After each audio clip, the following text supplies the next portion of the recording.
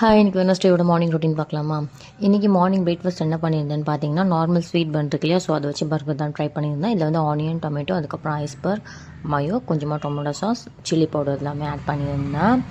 So எனக்கு பர்சனலாக பார்த்தீங்கன்னா ஐஸ்பர்க் ரொம்ப பிடிக்கும். ஸோ அதை மயோவில் தொட்டு சாப்பிட்டாலே டேஸ்ட் நல்லாயிருக்கும். இது வந்து நார்மல் கோஸ் இருக்கு இல்லையா? அந்த மாதிரி இருக்கும். பட் அதை விட டேஸ்ட் நல்லாயிருக்கும். அத்விக்கும் சுகனுக்கும் பார்த்தீங்கன்னா உளுந்தங்கஞ்சி ரெடி பண்ணி கொடுத்துட்டேன். ஸோ மதியத்துக்கு என்னோடய ஹஸ்பண்ட் பார்த்தீங்கன்னா வரும்போதே மார்னிங் ஒர்க் முடிச்சுட்டு வரும்போதே மீன் எடுத்துகிட்டு வந்தாங்க. ஸோ மீன் குழம்பு வச்சுட்டு மீன் வறுத்தாச்சு. ஸோ அத்விக் பார்த்தீங்கன்னா இப்போது தவழ ஆரம்பிச்சிட்டாரு. அதனால் ஓடி வந்து கிச்சன்லேயே உட்காந்துக்கிறாரு.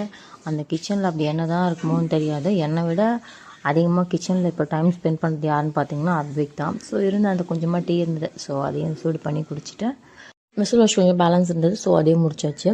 சுகன் பார்த்தீங்கன்னா இனிமேல் தான் ஸ்கூல்லேருந்து வருவார். ஸோ நெக்ஸ்ட் அவருக்காக தான் வெயிட்டிங். ஸோ இந்த டே எனக்கு இப்படி தான் போச்சு. ஓகே, பாய்.